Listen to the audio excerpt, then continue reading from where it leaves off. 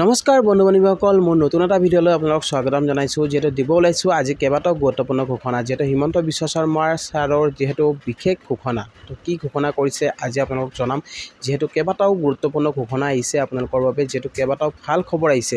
তো আজিৰ এই ভিডিঅ'ত আপোনালোকক ভিডিঅ'ত যিটো আলোচনা কৰিব গৈ আছোঁ, তো গতিকে ভিডিঅ'টো কোনো স্কিপ নকৰিব, শেষলৈকে চাই থাকিব। তো বলক ভিডিঅ'টো আৰম্ভ কৰোঁ। ৱেলকাম টু মাই চেনেল গুট্টাগাছা। আপোনাৰ ৰেচন কাৰ্ড নাই নেকি? যদি আপোনাৰ ৰেচন কাৰ্ড নাই তেনেহ'লে আপোনাৰ বাবে ভাল খবৰ, যিহেতু 19 লাখ পৰিয়ালে লাভ কৰিব নতুনকৈ ৰেচন কাৰ্ড। যিহেতু ৰেচন কাৰ্ডৰ প্ৰক্ৰিয়া ইতিমধ্যে যিহেতু আৰম্ভ হৈ গৈছে, আপুনি অনলাইনতো ফৰ্ম লাভ কৰিব পাৰে, অনলাইনৰ পৰা ডাউনলোড কৰিব পাৰে, আৰু লগতে আপোনালোকে অফলাইনতো ল'ব পাৰে। মহকুমা অফিচ বা পঞ্চায়ত অফিচত আপোনালোকক যিটো এই ৰেচন কাৰ্ডৰ ফৰ্ম দি থকা হৈছে। তো আপুনি যদি ৰেচন কাৰ্ডৰ বাবে আবেদন কৰিম বুলি ভাবিছে তেনেহ'লে আপোনাৰ যোগ্যতা কি কি লাগিব আৰু কোনসকল পৰিয়ালক দিয়া হ'ব ৰেচন কাৰ্ড, তো সবিশেষ আপোনালোকে জানিব পাৰিব এই ভিডিঅ'টো একেবাৰে স্কিপ নকৰিব, শেষলৈকে চাই থাকিব। তো মই আপোনালোকক দিব ওলাইছোঁ ৰেচন কাৰ্ড ইনফৰমেশ্যন, যিহেতু ৰেচন কাৰ্ড আপুনি কেনেদৰে লাভ কৰিব। যদি আপুনি আগতে ৰেচন কাৰ্ড আপোনাৰ নাই, যদি আপুনি ৰেচন কাৰ্ড পোৱা নাই, আৰু ৰেচন কাৰ্ড নহ'লে আপুনি যিহেতু লাভ নকৰে অৰুণোদয় 3ৰ সুবিধা, তো ৰেচন কাৰ্ড আপোনাক যিহেতু লাগিব, তো ৰেচন কাৰ্ড আপুনি কেনেদৰে পাব। তো ইয়াত আপোনালোক যিটো মই স্ক্ৰীণত দেখুৱাব খুজিছোঁ, ৰেচন কাৰ্ডৰ কিছুমান যিহেতু আপোনাৰ নিয়ম বান্ধি দিয়া হৈছে। তো কোনসকল পৰিয়ালক যিটো দিয়া হ'ব ৰেচন কাৰ্ড, তো আপোনালোকক মই যিহেতু জনাব গৈ আছোঁ। যিহেতু 19 লাখ পৰিয়ালক যিটো দিয়া হ'ব ৰেচন কাৰ্ড, তো 19 লাখ পৰিয়ালে যিহেতু লাভ কৰিব ৰেচন কাৰ্ড, আৰু কোনসকল পৰিয়ালে লাভ কৰিব ইয়াত আপোনালোকক মই যিটো স্ক্ৰীণত দেখুৱাব খুজিছোঁ।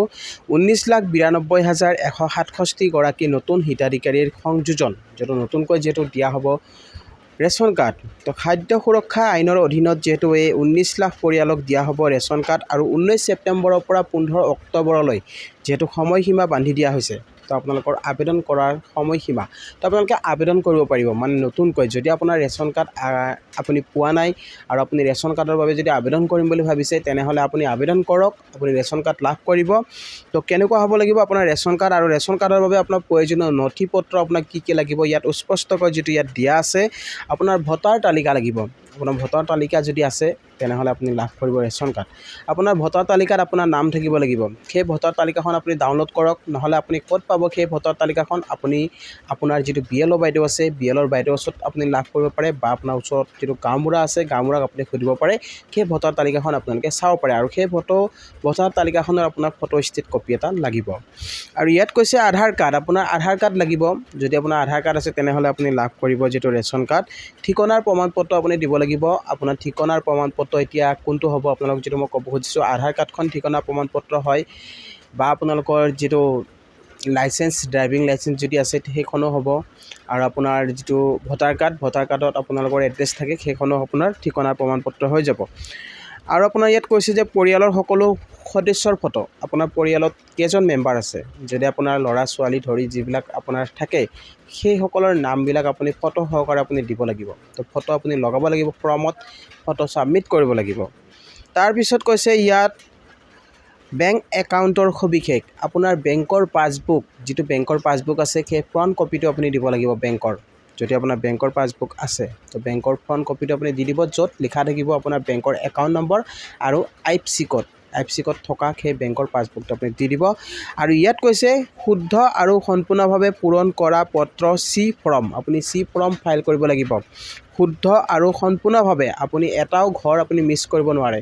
যিটো আপোনালোকক বাধ্যতামূলক ধৰি দিয়া হৈছে, সেই বাধ্যতামূলক যিবিলাক আপোনাৰ ফাইল কৰা অপশ্যন থাকিব সেই অপশ্যনবিলাক আপুনি পূৰণ কৰিব লাগিব। আৰু C ফৰ্মৰ যোগেদি, তো C ফৰ্ম ইয়াত আপোনালোকক দিয়া হৈছে। যোগ্যতাৰ মাপকাঠি কোনসকলে লাভ কৰিব, যোগ্যতাৰ মাপকাঠি ইয়াত দিয়া হৈছে। আবেদনকাৰী পৰিয়ালৰ বাৰ্ষিক আয় 4 লাখতকৈ মানে কম হ'ব লাগিব। আপোনাৰ পৰিয়ালৰ যদি 4 লাখতকৈ ইনকাম বেছি আছে তেনেহ'লে কিন্তু আপুনি নাপাব ৰেচন কাৰ্ড। আবেদনকাৰীৰ আধাৰ কাৰ্ড থকাটো বাধ্যতামূলক। আবেদনকাৰী যিয়ে আবেদন কৰিব ৰেচন কাৰ্ডৰ বাবে, তো তেখেতৰ ৰেচন মানে আপোনাৰ আধাৰ কাৰ্ডখন থাকিব লাগিব। আধাৰ কাৰ্ড নহ'লে আপুনি নাপাব, ঠিক আছে।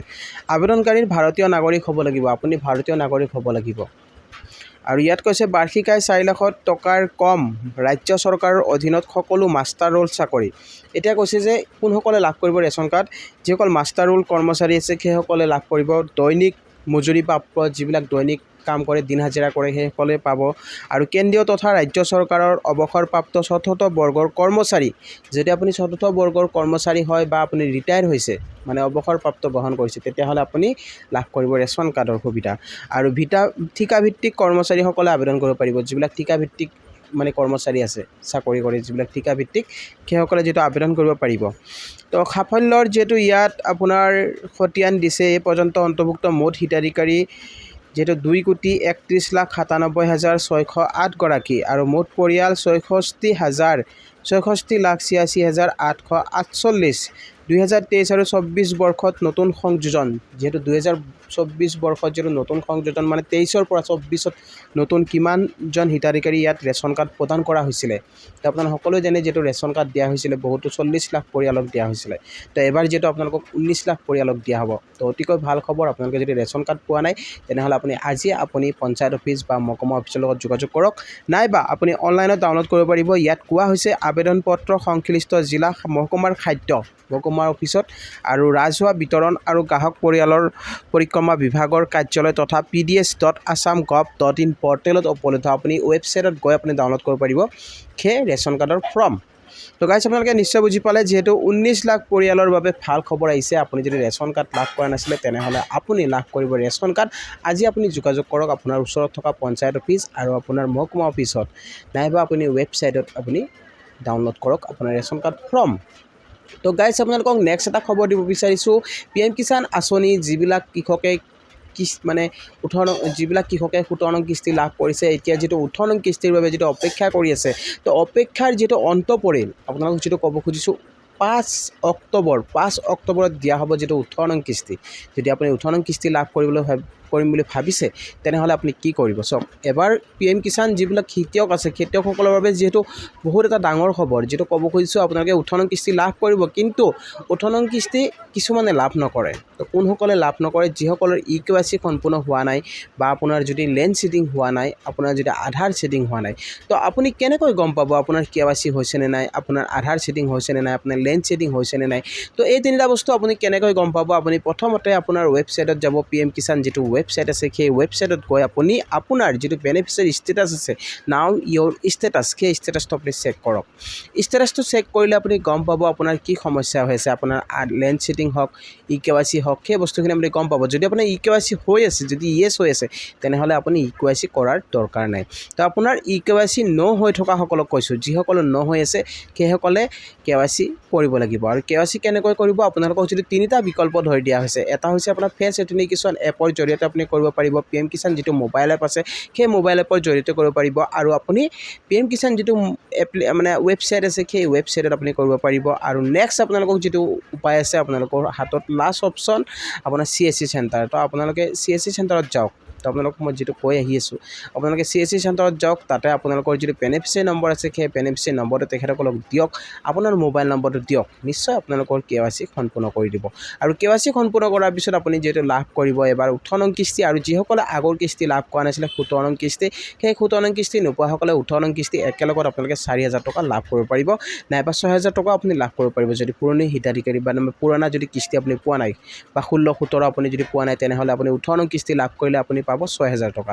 তো গাইজ এইটো আপোনালোকক মই ইনে কোৱা নাই যিহেতু তেনেকুৱা হৈ আছে আৰু তেনেকৈ যিটো কৃষকসকলে লাভ কৰে বহুত ধৰি লওক আপুনি 2-3 মাহ 2-3টা কিস্তি লাভ কৰা নাই আপোনাৰ KYCৰ কাৰণে আপুনি পোৱা নাই কিন্তু এবাৰ KYC কৰাৰ পিছত আপোনাৰ গোটেইখিনি কিস্তি একলগত আহি যাব তো গাইজ আপোনালোকে নিশ্চয় বুজি পালে যিহেতু 5 অক্টোবৰত দিয়া হ'ব আপোনালোকক যিহেতু 18 নং কিস্তিৰ ধন তো আপুনি যদি KYC কৰা নাই সোনকালে KYCৰ কাম সম্পূৰ্ণ কৰক তো গাইজ নেক্সট এটা খবৰ দিব বিচাৰিছোঁ যিহেতু আপোনালোকক ক'ব খুজিছোঁ লাখপতি বাইদেউসকলৰ বাবে ভাল খবৰ লাখপতি বাইদেউসকলে যিহেতু লাভ কৰিব 10,000 টকা আৰু কিছুদিন পিছতে আৰু 2 দিনৰ পিছতে আপুনি লাভ কৰিব আপোনাৰ একাউণ্টত 10,000 টকা তাৰ আগতে আপোনাৰ বেংক একাউণ্ট আপুনি ভেৰিফাই কৰক আপোনাৰ বেংক একাউণ্ট যদি ভেৰিফাই নহয় তেতিয়াহ'লে কিন্তু আপুনি পইচা নাপাব আপোনাৰ বেংকৰ একাউণ্টত আপুনি KYC যদি দিয়া নাই আগৰে তো KYC বহুত দিন আপুনি দিব পৰা নাই তো KYC আপুনি আপডেট কৰক আৰু লগতে আপোনাৰ বেংকৰ লগত আপোনাৰ আধাৰ লিংক আছে নে নাই সেই বস্তু আপুনি চেক কৰক তো আপোনালোকে এইখিনি কাম কৰিলে আপুনি নিশ্চয় আপুনি লাভ কৰিব আৰু যদি আপোনাৰ কোনো সমস্যা নাথাকে তেনেহ'লে আপোনাৰ একাউণ্টত যিহেতু মুখ্যমন্ত্ৰী যিটো ঘোষণা কৰিছে আপোনালোকক যিটো কৈছে 2 দিনতে আপোনালোকক যিটো একাউণ্টত 10,000 টকা ভৰাই দিব তো আপোনালোকক মই চিয়'ৰলি যিটো ডেটটো মই নকওঁ কেতিয়া দিব, কিন্তু আপোনালোকক ক'ব খুজিছোঁ পূজাৰ আগতে আপুনি লাভ কৰিব যিহেতু 10,000 টকা। তো গাইজ সকলোকে যিহেতু এই খবৰটো জনালোঁ আৰু ভিডিঅ'টো চাই কেনেকুৱা পালে আপোনালোকে জনাব। যিহেতু এইটো এটা ভাল খবৰ, যিটো ক'ব খুজিছোঁ লাখ লাখ পৰিয়ালক যিটো দিয়া হ'ব যিটো ৰেচন কাৰ্ড, আৰু লগতে আপোনালোকক যিটো ক'ব খুজিছোঁ অৰুণোদয় আঁচনি যদি আপুনি লাভ কৰা নাছিলে অৰুণোদয় আঁচনি ফৰ্মো আপুনি লাভ কৰিব পাৰিব যদিহে আপোনাৰ ৰেচন কাৰ্ড থাকে। তো ৰেচন কাৰ্ড নহ'লে আপুনি যিটো অৰুণোদয় আঁচনি ফৰ্ম লাভ নকৰে। তো গাইজ আপোনালোকে নিশ্চয় বুজি পালে। তো আজি আপোনালোকক যিটো মই 3টাকৈ খবৰ এই ভিডিঅ'টোত জনালোঁ, আৰু ভিডিঅ'টো চাই কেনেকুৱা পালে জনাব। ভিডিঅ'টো চাই যদি ভাল পাইছে তেনেহ'লে এটা লাইক আৰু শ্বেয়াৰ কৰিব নাপাহৰিব, আৰু লগতে মোৰ চেনেলটোত যিসকলে নতুনকৈ আহিছে তো চেনেলটো ছাবস্ক্ৰাইব কৰি ৰাখিব, আৰু কাষত থকা বেল আইকনটো প্ৰেছ কৰি দিব যাতে এনেকুৱা ধৰণৰ নতুন খবৰ আহিলে সকলোতকৈ আগত পাই থাকে। তো গাইজ আজিলৈ ইমানে। জয় আই অসম।